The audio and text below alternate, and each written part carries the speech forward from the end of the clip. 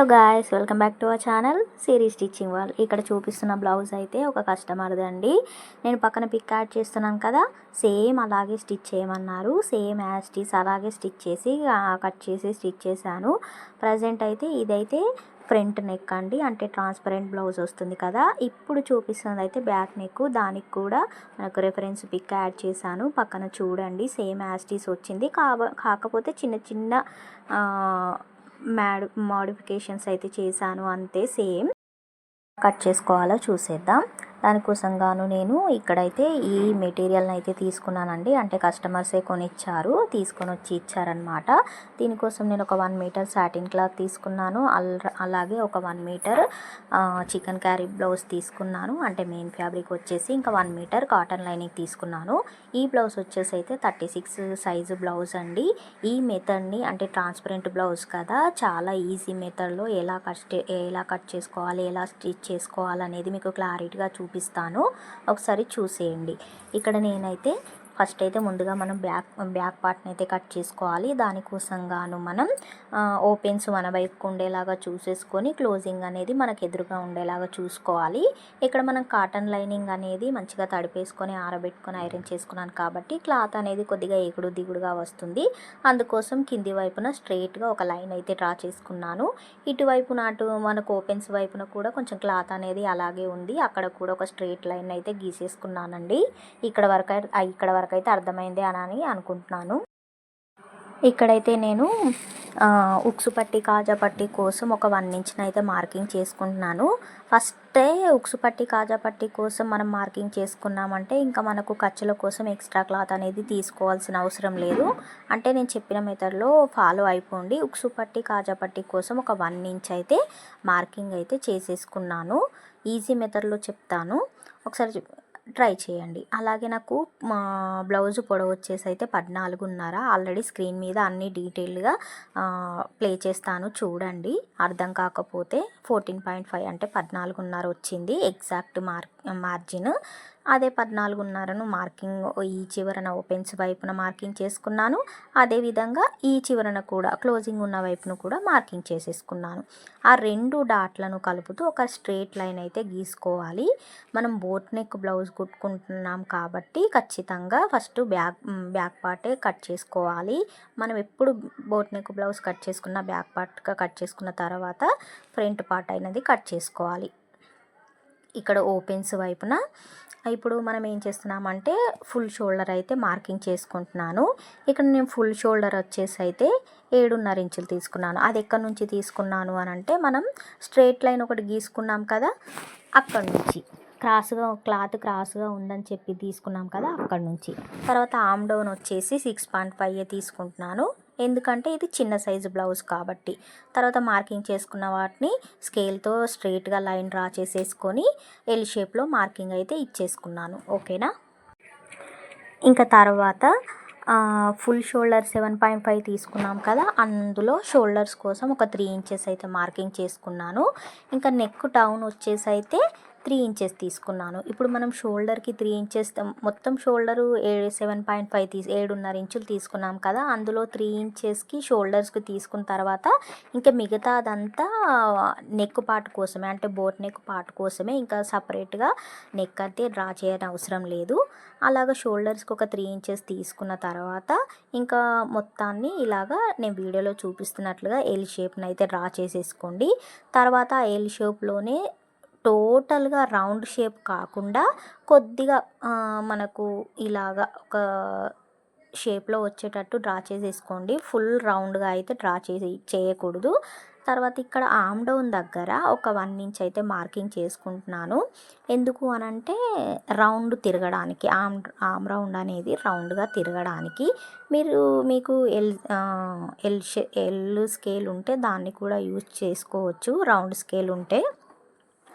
తర్వాత ఇక్కడ షోల్డర్స్ దగ్గర ఒక 1/2 ఇంచ్ క్లాత్ అనేది కొద్దిగా కింది వైపుకి మార్కింగ్ చేసుకొని క్రాస్ లైన్ అయితే గీసుకుంటున్నాను.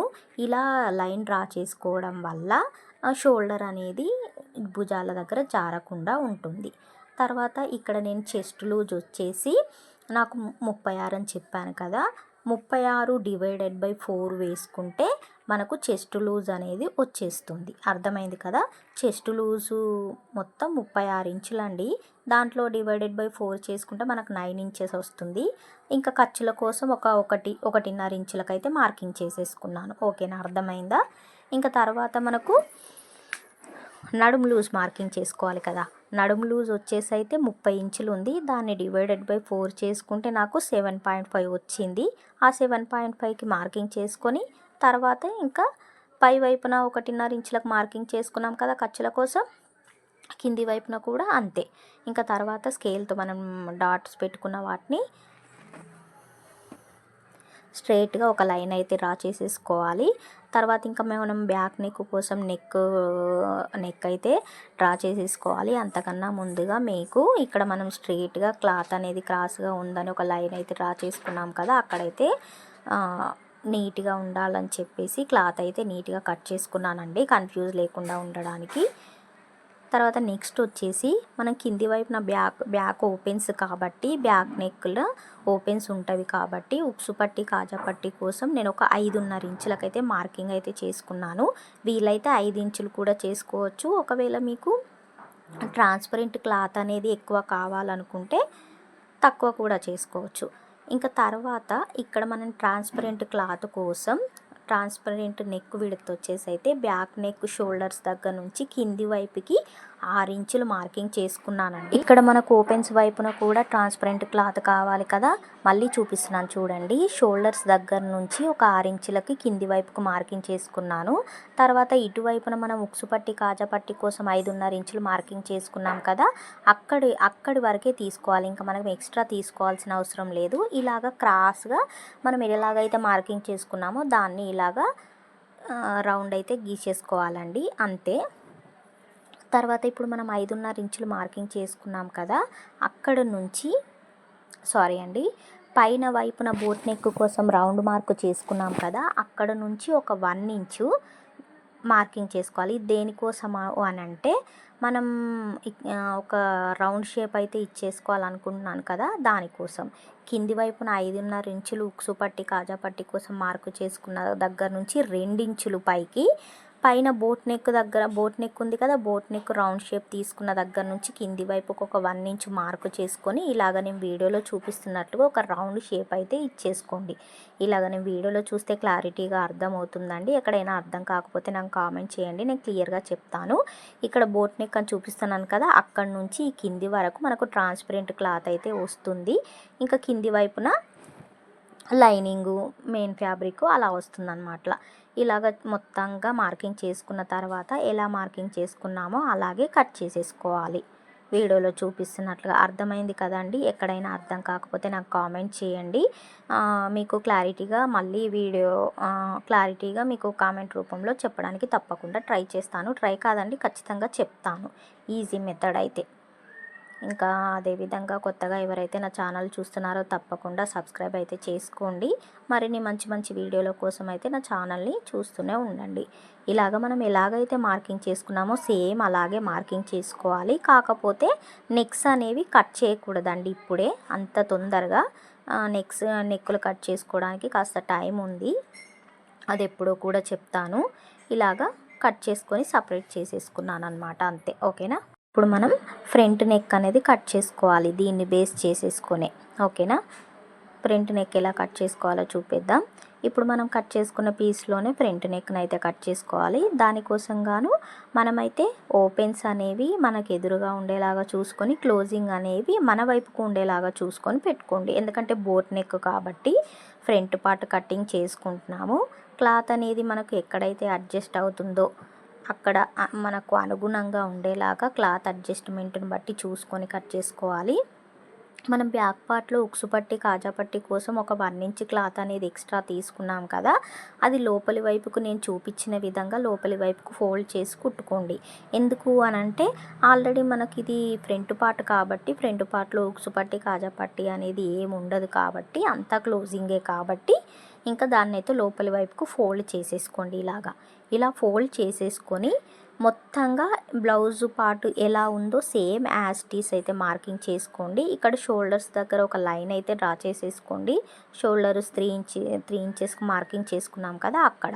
ఇంకా మిగతాదంతా సేమ్ ఎలా ఉందో అలా డ్రా చేసేసుకొని ఈ పార్ట్ని అయితే తీసేసుకోవాలి. ఓకేనా, అర్థమవుతుంది కదా? అర్థం కాకపోతే తప్పకుండా కామెంట్ చేయండి. ఒకవేళ నేను చెప్పే విధానం మీకు అర్థమైనా కూడా ఓకే అండి బాగానే అర్థమైంది అనేది ఒక చిన్న కామెంట్ చేస్తే నాకు సాటిస్ఫాక్షన్ అవుతుంది. ఇలాగ అంతాను కూడా మంచిగా మార్కింగ్ చేసేసుకొని ఇప్పుడైతే ఈ బ్లౌజ్ పార్ట్ని అయితే తీసేయండి. తర్వాత షోల్డర్స్ దగ్గర ఆల్రెడీ ఒక మార్కింగ్ చేసుకున్నాను కదా, అక్కడ ఒక థిక్నెస్గా గీసుకున్నాను. ఫ్రంట్ నెక్ డీప్ కూడా నేను ఒక 3 ఇంచెసే పెట్టుకుంటున్నానండి, ఎక్కువ పెట్టుకోవట్లేదు. అలాగా 3 ఇంచెస్కి పెట్టుకున్న తర్వాత ఒక స్క్వేర్ షేప్లో ఒక రౌండ్ బాక్స్ ఇచ్చేసి ఇక్కడ కూడా ఒక రౌండ్ అయితే ఇచ్చేసుకున్నాను. ఫుల్ రౌండ్ కాదు, హాఫ్ రౌండ్ అనమాట.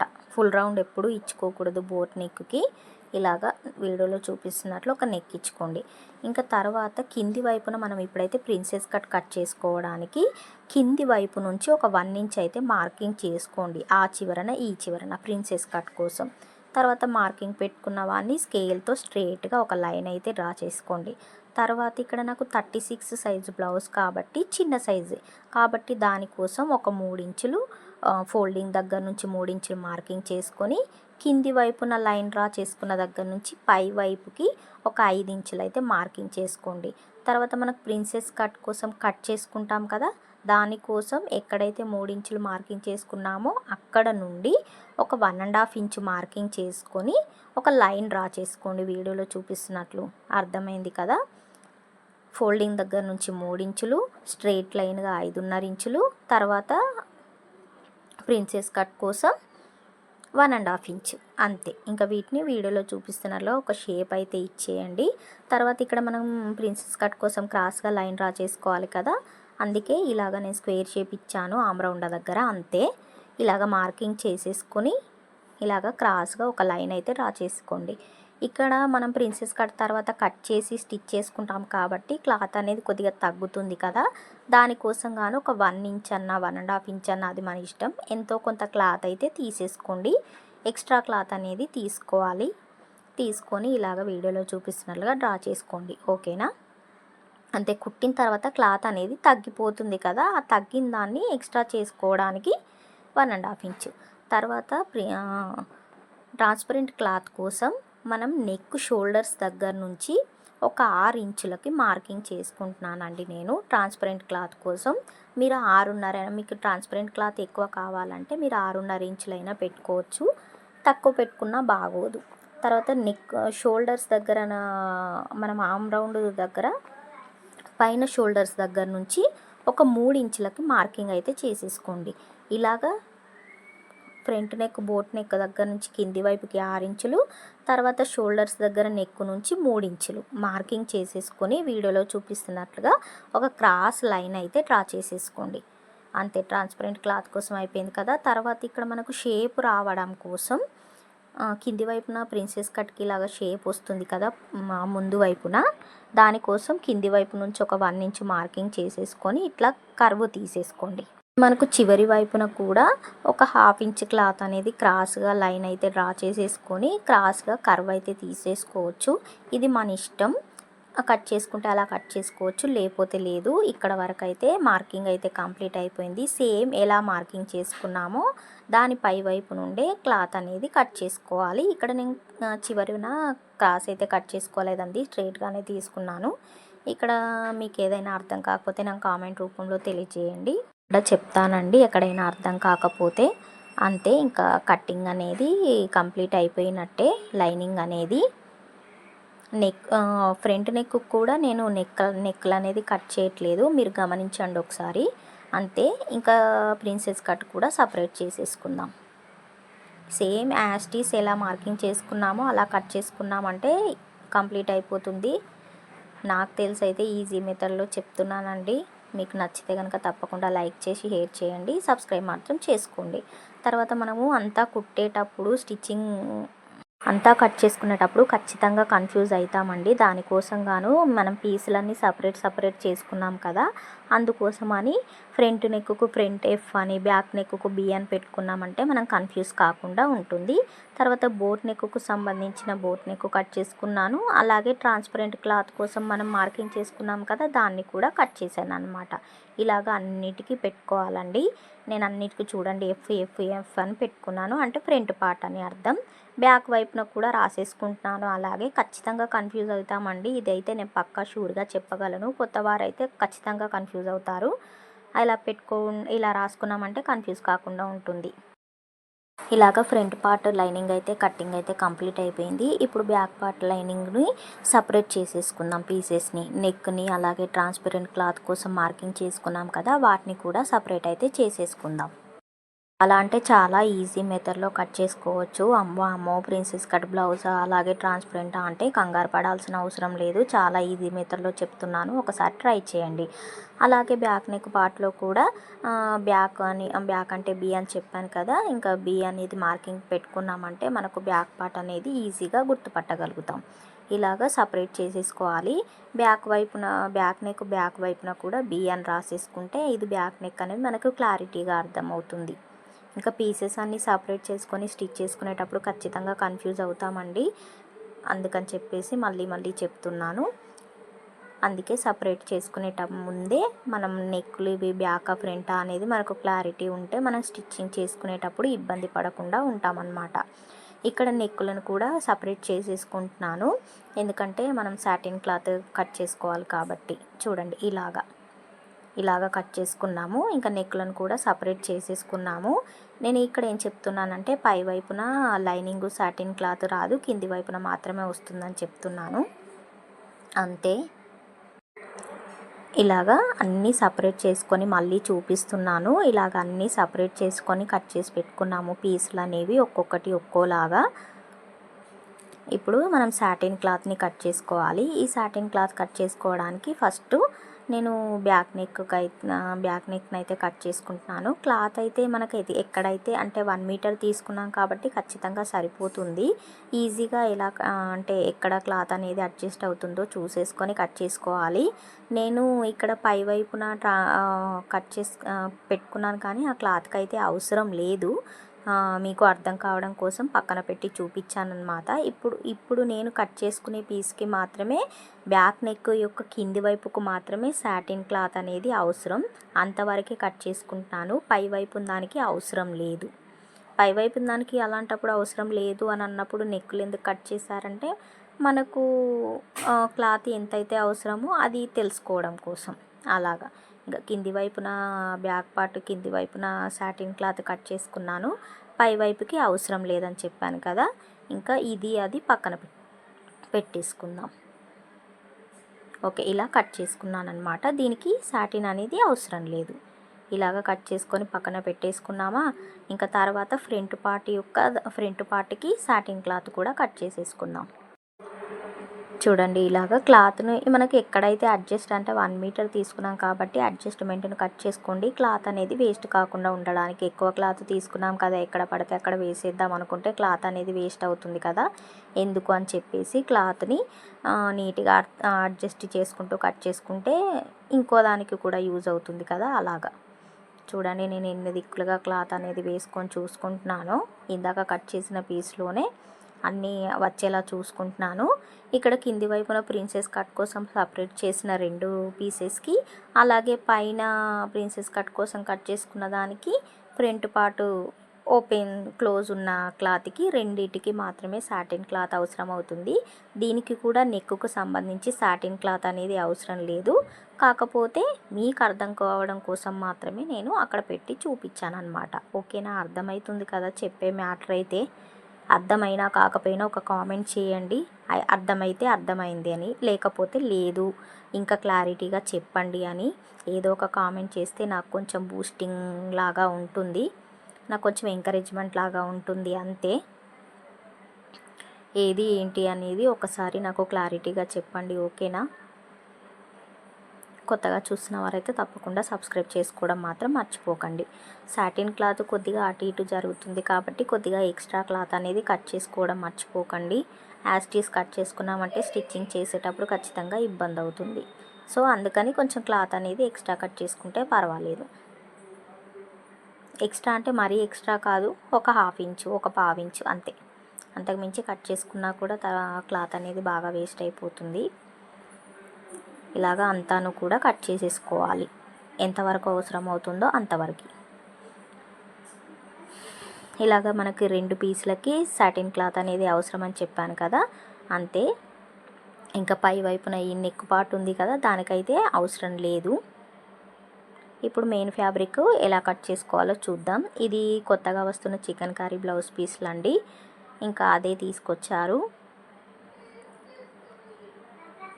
ఇప్పుడు మనం సాటిన్ క్లాత్ కట్ చేసుకొని పక్కన పెట్టేసుకున్నాము, దానికైతే అవసరం లేదనమాట. అంటే సాటిన్ క్లాత్ మనము ఆల్రెడీ ఎక్స్ట్రా కట్ చేసుకున్నాం కదా, దాన్ని బేస్ చేసుకొని కట్ చేసుకుంటే మనకు క్లాత్ అనేది ఎక్కువగా అంటే సరిపోదు. అందుకే సాటిన్ క్లాత్లు అనేవి అన్నీ పక్కన పెట్టేసుకొని main lining fabric, cotton fabric ఎగ్జాక్ట్గా మార్కింగ్ చేసి కట్ చేసుకున్న వాటిని ఇంకా సరిపడా చూసేసుకొని కట్ చేసుకుంటున్నాను. మీరు కూడా అలానే చేసేయండి. ఇక్కడ ఓపెన్స్ వైపుకి క్లోజింగ్ వైపుకు పెట్టుకొని నీట్గా చూసుకుంటూ కట్ చేసుకోవాలండి. ఇలాగా మెయిన్ ఫ్యాబ్రిక్కి అంత ఎక్కువ అంటే ఇది కొంచెం జార్జెట్ అంటే జారుడు క్లాత్ కాదు కాబట్టి కొద్దిగా తక్కువ కట్ చేసుకున్నా పర్వాలేదు. అంత మరీ ఎక్కువ ఎక్స్ట్రా క్లాత్ అనేది కట్ చేసుకోకుండా పర్వాలేదు, కొద్దిగా కట్ చేసుకుంటే సరిపోతుంది. ఇలాగా వెంటనే ఏ పీస్ కట్ చేసుకున్న తర్వాత ఆ పీస్కి లైనింగ్ని, సాటిన్ని, అదేవిధంగా మెయిన్ ఫ్యాబ్రిక్ని పక్కన పెట్టేసుకుంటే కన్ఫ్యూజ్ కాకుండా ఉంటుంది. ఇప్పుడు కట్ చేసేది మాత్రం ఫ్రంట్ పార్ట్ అనమాట. ఇంకా ఎలా కట్ చేసుకున్నానంటే ఇలాగా ఫ్రంట్ క్లోజింగ్ ఉన్న వైపునే ఆల్రెడీ కట్ చేసుకొని పక్కన పెట్టుకున్నాను. ఇప్పుడు ప్రిన్సెస్ కట్ కోసం సైడ్కి క్లాత్ వస్తుంది కదా, దానికోసం కట్ చేసుకొని కూడా పక్కన పెట్టేసుకుంటున్నాను. మీరు బాగా గమనించితే నేను ఎక్స్ట్రా క్లాత్ అనేది ఎక్కువ కట్ చేయట్లేదు. చూడండి ఒకసారి, నచ్చితే లైక్ చేసి సబ్స్క్రైబ్ చేసుకోండి ప్లీజ్. కామెంట్ కూడా చేయండి నాకు కొంచెం బూస్టింగ్ ఉండడానికి. వెంటనే క్లాత్లు అనేవి వాటికి పెట్టుకుంటూ పిన్ పెట్టేసుకున్నామంటే అసలు మనకు క్లాత్ అనేది ఎక్కడ మిస్ అవ్వకుండా ఉంటుంది. మీరు ఒకవేళ కుట్టడానికి ఒక 2-3 రోజుల టైం తీసుకోవాలనుకుంటే మాత్రం ఖచ్చితంగా వెంటనే కుట్టాలనుకున్న రోజు, లేకపోతే ఈరోజు కట్ చేసి రేపు కుట్టుకోవాలనుకున్నప్పుడు మాత్రమే బ్లౌజ్ అయితే కట్ చేసుకోండి. ఎందుకంటే పీసెస్ అనేవి చాలా ఎక్కువ ఉంటాయి, కన్ఫ్యూజ్ అవుతుంది. తర్వాత వీటికి మనం సాటిన్ క్లాత్ అవసరం లేదని చెప్పాను కదా, మెయిన్ ఫ్యాబ్రిక్ అయితే కావాలి కదా ట్రాన్స్పరెంట్ క్లాత్ కోసం. దానికోసం అయితే ఈ ఫ్రంట్ పార్ట్ యొక్క బోట్ నెక్ కట్ చేసుకున్నాం కదా 3 ఇంచెస్, దాన్ని అయితే కట్ చేసుకున్నాను ఇలాగా. ఇప్పుడు టోటల్గా ఫ్రంట్ పార్ట్ అయితే బ్లౌజ్ కటింగ్ అయితే కంప్లీట్ అయిపోయింది. ఇప్పుడు ఈ మిగిలిన క్లాత్లోనే బ్యాక్ పార్ట్ కూడా కట్ చేసుకుందాం. ఇంకో విషయం ఏంటంటే బ్లౌజ్ యొక్క నేను హ్యాండ్స్ అయితే చూపించట్లేదు, ఎందుకంటే వీడియో లెంత్ అనేది కొద్దిగా ఎక్కువ అవుతుంది. ఆల్రెడీ 2 వీడియోలు పోస్ట్ చేస్తేనే నాకు వీడియోస్ అనేవి ఎక్కువ అవుతుంది. ఈ కటింగ్ వీడియో ఒకటి, స్టిచ్చింగ్ వీడియోస్కి నాకు తెలిసి 2 పార్ట్స్ వస్తాయి, స్టిచ్చింగ్ 1, స్టిచ్చింగ్ 2 చూడాలి. మళ్ళీ హ్యాండ్స్ కోసం నేను ఈ క్లాత్ని యూజ్ చేయట్లేదు, వేరే నెట్ క్లాత్ అనేది ప్లెయిన్ నెట్ నేనైతే యూజ్ చేస్తున్నాను. అందుకని చెప్పేసి వీలైతే చూపిస్తాను, లేకపోతే లేదు. నార్మల్గా బుగ్గ చేతులు పెట్టి పెద్ద హ్యాండ్స్ అయితే కట్ చేస్తున్నాను, బబుల్ హ్యాండ్స్ కింది వైపున పట్టీ వేసి, అంతే. ఆ హ్యాండ్స్ను పక్కన స్క్రీన్ మీద యాడ్ చేస్తాను చూడండి. ఇక్కడ బ్యాక్ పార్ట్ల యొక్క కింది పార్ట్ అంటే ఉక్సు పట్టి కాజా పట్టి వస్తుంది కదా, ఆ పార్ట్కి అయితే మెయిన్ ఫ్యాబ్రిక్ అయితే కట్ చేసి పక్కన పెట్టేసుకున్నానండి. దానికి కూడా పిన్ పెట్టేసి పక్కన పెట్టేసుకున్నాను. తర్వాత ఈ ఫ్రంట్ పార్ట్కి మనకు సాటిన్ అవసరం లేదు, కానీ ఇప్పుడు మెయిన్ పార్ట్ అయితే అవసరం కదా, బ్యాక్ పార్ట్న కూడా ట్రాన్స్పరెంట్ క్లాత్ అయితే వస్తుంది కదా. ఇంకా దానికోసం ఇక బ్యాక్ పార్ట్ను ఓపెన్స్ వైపున కట్ చేసుకున్నా పర్వాలేదు. కాకపోతే ఇక్కడ మీరు ఒకటి గమనించాలి, మనం ఇక్కడ బ్యాక్ పార్ట్న ఒక 1 ఇంచ్ క్లాత్ అనేది కొద్దిగా క్లాత్ అనేది ఎక్స్ట్రా కట్ చేసుకోవాలి. అది ఎందుకు ఏంటి అనేది మీకు ఇప్పుడు చెప్తే అర్థం కాదండి. స్టిచ్చింగ్ వీడియోలో క్లారిటీగా చెప్తాను మీకు. కాకపోతే మనం ట్రాన్స్పరెంట్ సాటిన్ క్లాత్ కట్ చేసుకోకుండా ట్రాన్స్పరెంట్ క్లాత్ కోసం అయితే మనం ఎక్స్ట్రా క్లాత్ అనేది ఫ్రంట్ పార్ట్లో బ్యాక్ పార్ట్లో రెండింటికి ట్రాన్స్పరెంట్ క్లాత్ పెట్టుకున్నాం కాబట్టి ఎక్స్ట్రా క్లాత్ అనేది కట్ చేసుకోండి. ఒక 1 ఇంచ్ ఎక్స్ట్రా క్లాత్ అనేది ఇక్కడ నేను వీడియోలో చూపిస్తున్నాను చూడండి. సేమ్ అలాగా ఒక 1 ఇంచ్ క్లాత్ అనేది ఇలా ఎక్స్ట్రా పెట్టుకొని తర్వాత ఎగ్జాక్ట్గా మార్కింగ్ చేసుకున్న విధంగా కట్ చేసేసుకుంటే సరిపోతుంది. కొద్దిగా కింది వైపున మాత్రం ఒక 1 ఇంచ్ క్లాత్, అలాగే ఫ్రంట్ పార్ట్లో కూడా ఒక 1 ఇంచ్ క్లాత్ అనేది ఫ్రంట్ నెక్ బోట్ నెక్ కూడా ట్రాన్స్పరెంట్ క్లాత్ యాడ్ చేసుకుంటున్నాం కదా మనం, దానికి కూడా ఒక 1 ఇంచ్ క్లాత్ అనేది ఎక్స్ట్రా కట్ చేసుకొని మిగతాదంతా మార్కింగ్ చేసేసుకోండి. ఇలాగా రావాలి, అందుకే ఎక్స్ట్రా కట్ చేసుకున్నామని. ఇంకా స్టిచ్చింగ్ వీడియోలో క్లారిటీగా చెప్తానులేండి, మీకు ఈజీగా అర్థమవుతుంది. అంతే, ఇక్కడ వరకు అయితే కటింగ్ అయితే కంప్లీట్ అయిపోయిందండి. హ్యాండ్స్ అయితే చూపించట్లేదు. వీడియో నచ్చితే తప్పకుండా లైక్ చేయండి. ఎవరైతే స్టిచ్చింగ్ వీడియో కావాలి అనుకుంటున్నారో వాళ్ళైతే తప్పకుండా కామెంట్ చేయండి. అలాగే వీడియో నచ్చితే లైక్ చేసి నేను చెప్పే విధానం అర్థమైందా లేదా అనేది కూడా నాకు ఒకసారి అయితే కామెంట్ చేయండి. స్టిచ్చింగ్ వీడియో అనేది త్వరలోనే పోస్ట్ చేస్తాను. నెక్స్ట్ వీడియో వచ్చేసి అయితే స్టిచ్చింగ్ వీడియోనే పోస్ట్ చేస్తానండి.